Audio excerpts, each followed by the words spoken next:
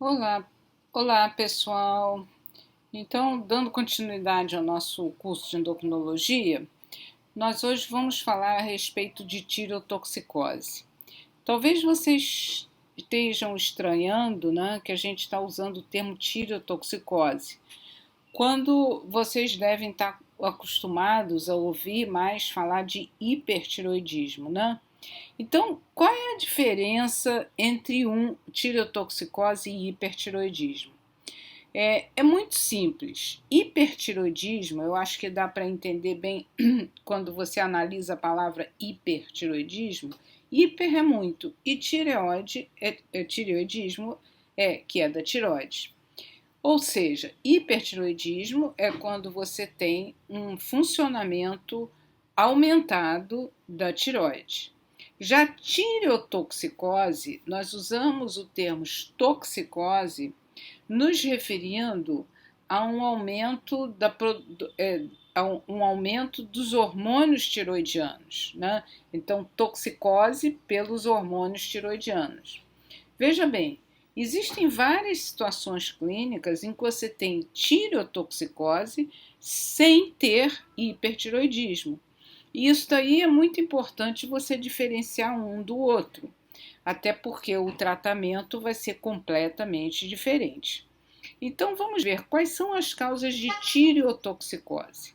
Você tem tireotoxicose causada por um excesso de produção de hormônio pela tiroide, que é o hipertiroidismo, né? Então, dentre eles, a causa mais comum, que é a doença de Graves.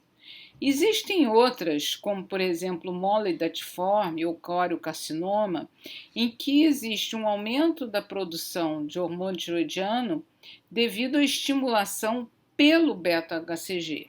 E outras situações em que você tem, por exemplo, aumento do TSH, né, estimulando a tiroide, ou alguns nódulos autônomos que dão essa produção excessiva de hormônio tiroidiano.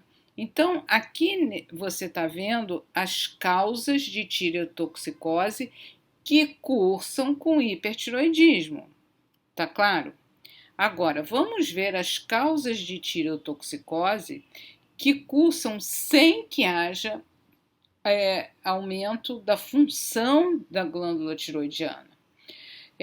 Eu acho que dá para vocês entenderem bem, por exemplo, você pode ter um quadro de tireotoxicose causado, por exemplo, quando uma pessoa toma muito hormônio tiroidiano, por qualquer motivo, né? Então é fácil de entender que essa pessoa que toma muito hormônio tiroidiano, ela vai ter um quadro de tireotoxicose sem que haja hipertiroidismo. Uma outra situação também bastante comum na prática são as tiroidites. O que acontece na tiroidite? Você tem uma destruição da glândula tiroidiana, né? Pode ser de origem inflamatória, de origem autoimune, mas enfim, você tem uma destruição. Ora, se a glândula está destruída, ela não está produzindo. Então, qual é a causa da tireotoxicose? É a liberação na circulação daquele hormônio previamente armazenado. Vocês se lembram que na primeira aula eu mostrei para vocês o coloide, né, que é onde fica armazenado o hormônio tiroidiano? Então, quando você tem um processo qualquer em que haja uma destruição, seja origem autoimune, seja de origem inflamatória, em que ocorre uma destruição desses folículos tiroidianos, você vai ter uma liberação na circulação de hormônio tiroidiano sem que haja aumento da produção de hormônio, quer dizer, sem que haja hipertiroidismo, tá claro? Bom, como é que então a gente vai fazer o diagnóstico diferencial entre tireotoxicose e hipertiroidismo? Eu coloquei aqui uma escada. Sabe por que eu coloquei uma escada? Porque é assim que a gente deve fazer. iniciar lá embaixo com uma anamnese, é a primeira coisa. Depois você parte para um exame clínico cuidadoso e depois, então, de acordo com a tua hipótese diagnóstica, baseado na tua anamnese no exame físico, você então vai pedir os exames complementares, que de uma forma geral é o TSH e o T4 livre, certo? Bom, então seguiu anamnese, exame clínico e TSH e T4 livre. Como é que você vai fazer o diagnóstico diferencial? Com o resultado do TSH e o T4 livre. Olha aqui, gente, acompanha aqui comigo.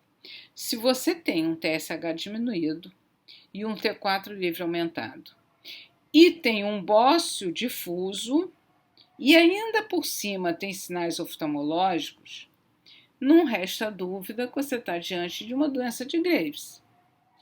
Agora, se você não tem um bócio difuso, não tem sinais oftalmológicos, você tem que prosseguir na investigação. Vamos ver a outra situação. Você pede o TSH e o T4 livre, veio um TSH aumentado e um T4 livre também aumentado. Gente, se o T4 livre está aumentado e o TSH aumentado, significa que provavelmente você tem um tumor hipofissário produtor de TSH, né? Ou seja, o hormônio tiroidiano está aumentado às custas de muito estímulo dessa glândula, muito estímulo da glândula tiroidiana pelo TSH. Uma outra situação que você pode encontrar quando você pede o TSH e o T4 livre é você encontrar um TSH diminuído e um T4 livre normal. Então, isso é um quadro sugestivo de hipertiroidismo subclínico, né? O que você pode fazer é pedir, por exemplo, um T3.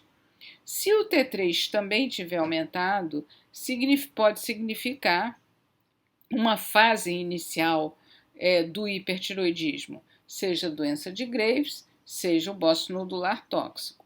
Se o T3 está diminuído, mas aí, gente, é a clínica, você colheu a anamnese, né?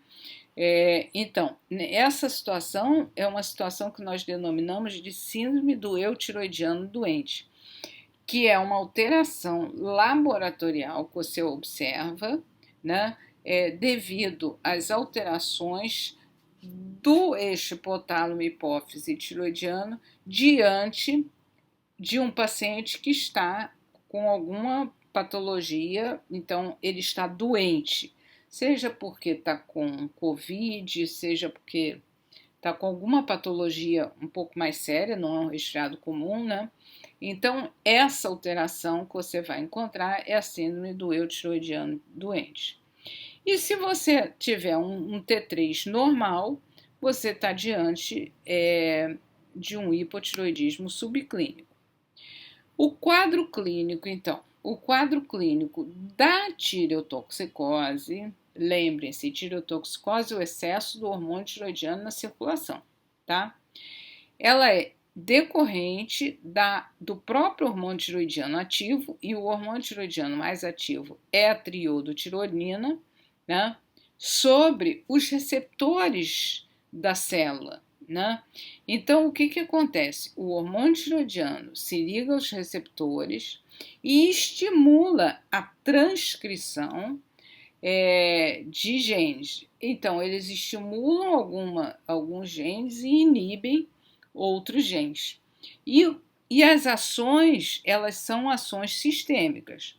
Você vai observar tanto ação sobre o cabelo, que você sabe que esse teu paciente vai ter um cabelo fino, né, quebradiço, sobre a pele, o paciente tem uma pele quente, úmida, sobre o sistema cardiovascular, então uma taquicardia, um aumento da pressão sistólica, perda de peso pode haver, perda de massa magra, né, de músculo, perda também, mas isso você não vê no exame físico, mas perda também óssea, né? alterações menstruais, e pode haver também o edema localizado, que seria o mixedema, né? Ainda falando a respeito do quadro clínico, então existe um aumento da taxa metabólica basal, levando ao aumento da fome. Isso pode levar a uma alteração do peso, mas não obrigatoriamente. Então, aquela crendice popular que existe, eu tenho a tireoide que emagrece ou eu tenho a tireoide que engorda, sendo sinônimo de a tireoide que emagrece hiper e a tireoide que engorda hipo, isso não é sempre assim, né? Pode acontecer. Uma redução dos níveis de colesterol, como eu já falei, perda de massa magra, seja músculo, seja osso, maior sensibilidade às catecolaminas, levando ao aumento da frequência cardíaca, taquiarritmia, palpitações, fibrilação atrial. Então, isso daí é bastante importante. Também você vai observar um aumento da pressão arterial sistólica, por conta do aumento da força da contração do miocárdio, e uma redução da pressão diastólica. Por que isso? Por causa da diminuição da resistência periférica.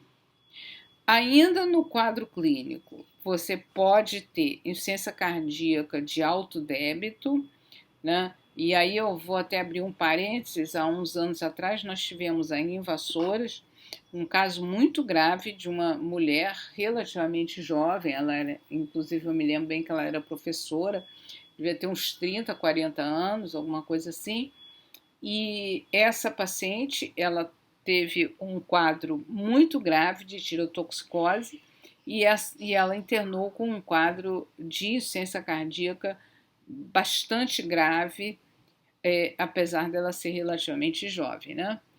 Pode haver aumento dos eventos tromboembólicos, intolerância ao calor, menor sensibilidade ao frio, aumento da sudorese, tremores finos de extremidade, a fraqueza muscular proximal. Como é que você vê a fraqueza muscular proximal? É aquele indivíduo que, para levantar da cadeira, ele precisa da ajuda das mãos, né? Porque a musculatura proximal da coxa tá fraca, né?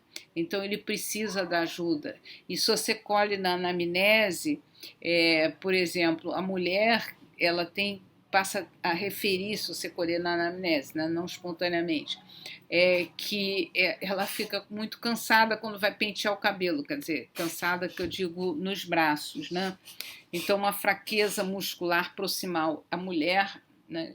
Eu digo a mulher, mas pode ocorrer no homem também, mas ela, para ficar muito tempo com os braços para cima para pentear o cabelo, ela tem dificuldade devido a essa fraqueza muscular proximal. Chama a atenção de vocês de alterações psiquiátricas que esses pacientes podem apresentar, abrindo até quadro psicótico. Então é bastante importante, se algum de vocês for fazer psiquiatria ou mesmo clínico, né, pesquisar quando existe uma alteração psiquiátrica.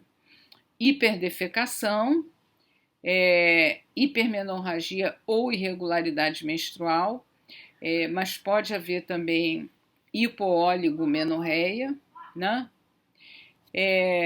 Então, depois nós vamos falar a respeito da tireotoxicose hepática.